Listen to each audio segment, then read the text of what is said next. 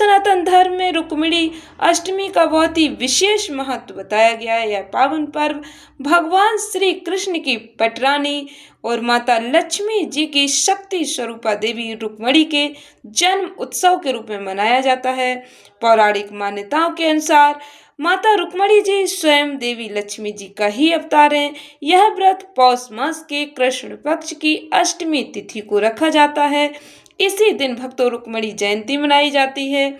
इस दिन व्रत रखने और विधि विधान से माता रुक्मिणी और भगवान श्री हरि विष्णु जी की श्री कृष्ण रूप में पूजा आराधना करने से भक्तों को अखंड सौभाग्य, वैवाहिक सुख और जीवन में समृद्धि का आशीर्वाद प्राप्त होता है। विशेष रूप से भक्तों विवाहित महिलाओं के लिए यह व्रत अत्यंत ही फलदायी माना जाता है।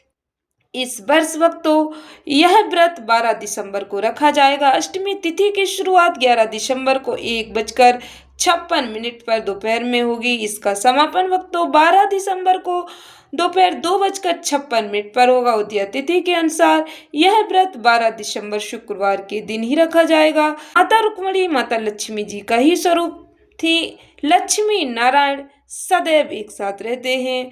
भक्तों विशेष रूप से इस पूजा को करने से पारिवारिक सुख शांति प्राप्त होती है, वैवाहिक जीवन सुखमय होता है। इस दिन व्रती विशेष रूप से विवाह की सफलता के लिए माता रुक्मिणी का आशीर्वाद प्राप्त करने के लिए व्रत रखते हैं।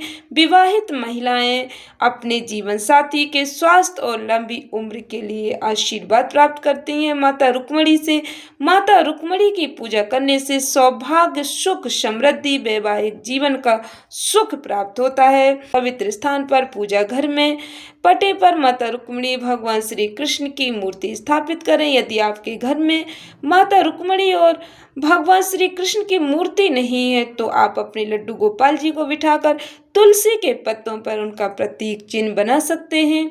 इस पर ही आप माता और भगवान की पूजा करें।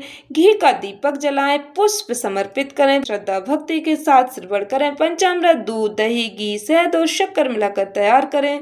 अगरबत्ती, धूप, दीप जलाएं। भक्तों जो भी आपके पास है उसे पूर्ण श्रद्धा भक्ति के साथ भगवान की पूजा में समर्पित करें।